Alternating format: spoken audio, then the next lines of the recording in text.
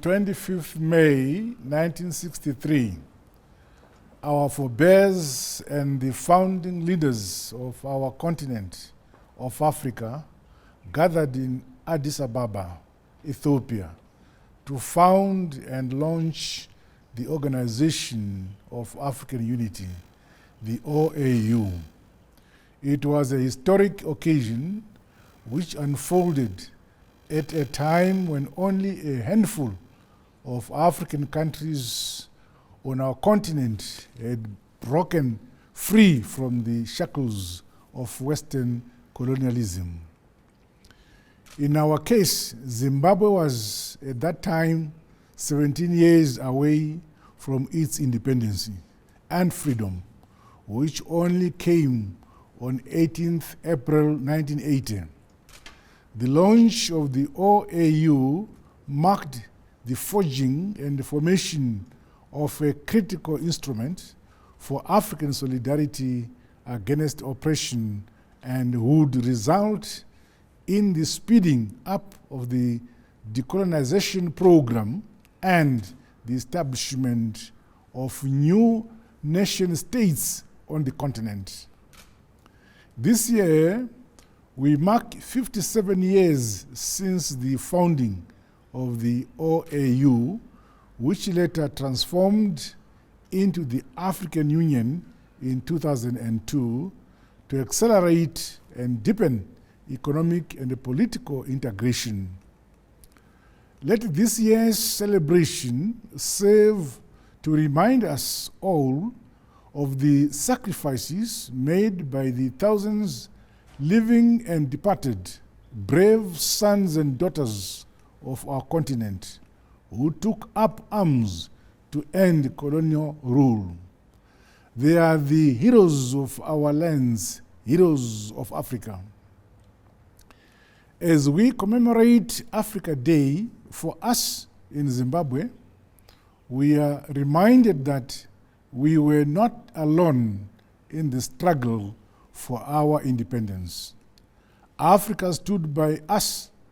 Unity and solidarity was at the cornerstone of our victory. As the late Julius Mwalimu Nyerere said, and I quote, "Without unity, there is no future for Africa," end of quote.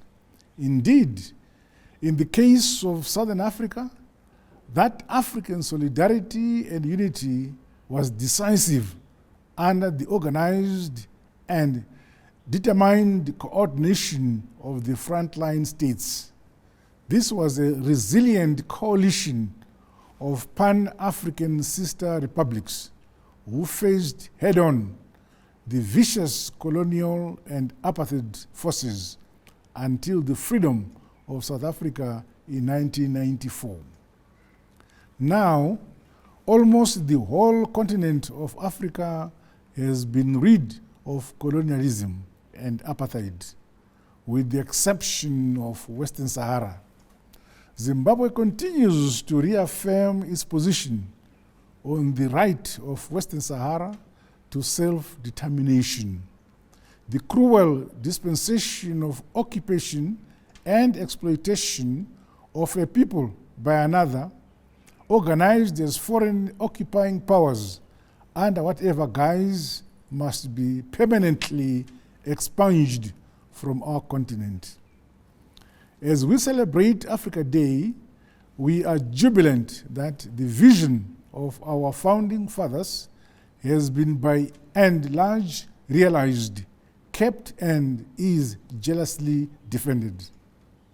Above all, that vision continues to be elaborated upon, notably through Agenda 2063, which envisions an economically integrated continent of Africa, which will be a global powerhouse by 2063.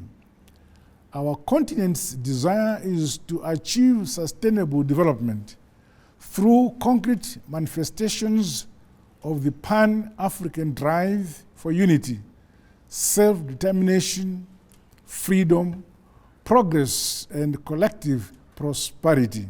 To this end, the African Continental Free Trade Area, a CFTA, has now come into force and seeks to ensure a brighter and a more prosperous future.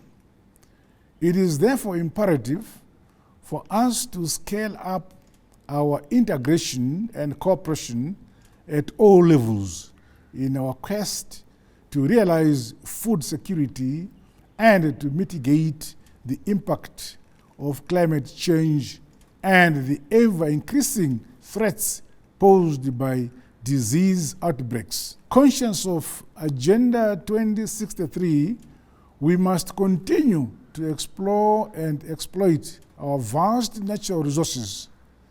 The value addition and the beneficiation of our various resource endowments must be harnessed to modernize and industrialize Africa's economies.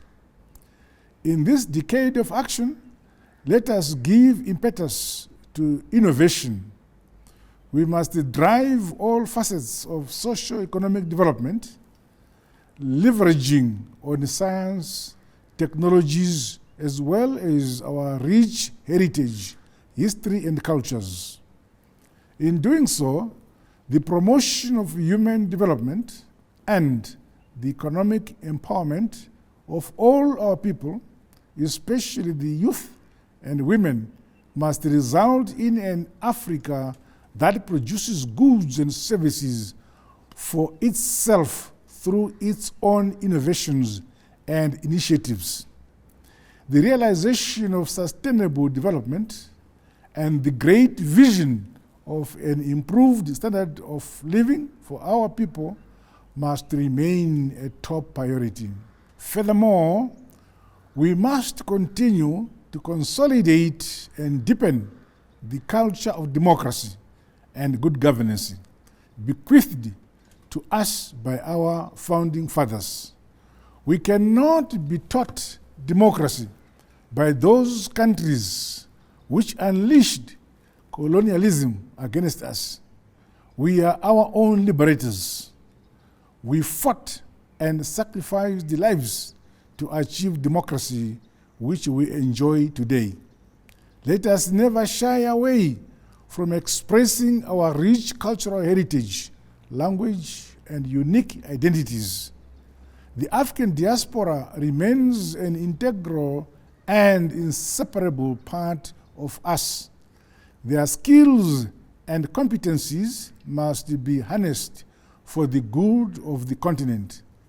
This was the great vision of the luminaries of our great continent. Here in Southern Africa, we continue to make rapid strides towards regional integration under the auspices of SADC. To date, Zimbabwe continues to pursue robust cooperation with our neighbors and the continent as a whole, subscribing to a fully integrated continent of Africa. We must now urgently consolidate the implementation of cross-border projects to improve our road networks, water, energy, and ICT infrastructure, among others. This will inevitably accelerate multifaceted sustainable development in the region and on the continent. Fellow Africans, despite the strides made to date, our continent is still beset by multiple challenges, with guns still to be silenced in some parts of Africa. In addition, new existential challenges such as terrorism threaten the peace, security, and stability of the continent. Recently, the extraordinary SADC organ, Troika Summit, met to address this very scourge which has caused grave suffering. Let me reiterate our unequivocal rejection of terrorism in all its forms and manifestations, and our strong condemnation of all terrorist acts which will never be justified. Zimbabwe remains committed to play its part in all regional and continental initiatives as our modest contribution towards a prosperous and peaceful world order. Meanwhile, neo-colonialism still raises its ugly head, with some Western countries unashamedly meddling in the internal affairs of countries on our continent. Zimbabwe is no stranger to this unwarranted interference. We continue to endure illegal sanctions and punitive measures imposed on us as punishment for reclaiming our land, itself a key act of concluding the decolonization process. However, we are buoyed by the fact that we have reunited with our land, which is now irreversibly reposed into our hands, we its true owners. As we commemorate and celebrate the unity of our continent, we in Zimbabwe deeply thank our SADC region and the whole continent of Africa for standing with us. Africa has rejected and denounced the sanctions against Zimbabwe and the Sudan, urging those responsible for these illegal, heinous measures to immediately lift them without conditionalities. They are illegal, unjust, spiteful, and undeserved. Above all, they go against the grain and the spirit of civilized international relations as espoused in the United Nations Charter. We reiterate that sanctions have no place in modern international relations.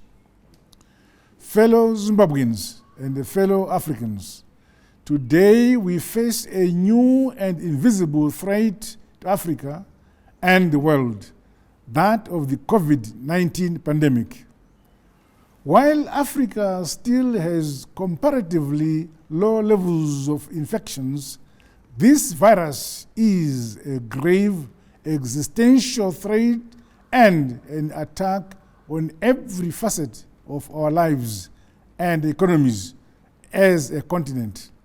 We must therefore continue with the concerted efforts towards a continental response and a united global response under the World Health Organization. COVID-19 knows no borders, hence our response both on the continent and beyond must reflect this undeniable reality. Let me conclude by urging us all to keep the faith and the vision of our founding fathers. Let us all unite and celebrate together the victories won for our liberation, rededicating ourselves to forever defend our liberty and unity. We must equally commit ourselves to fight together for lasting justice and sustainable development, which leaves no one behind. As children of this country and of the continent, let us commit to play our part and cause new light to dawn upon the human race. In the words of our continental anthem, sons and daughters of Africa, let us make Africa the tree of life and a fully integrated continent which is home to all, as well as a haven of peace, love, stability, and tranquility. Long live Africa. Long live African freedom and solidarity. Long live the vision of our founding fathers. God bless Zimbabwe. God bless Africa. I thank you.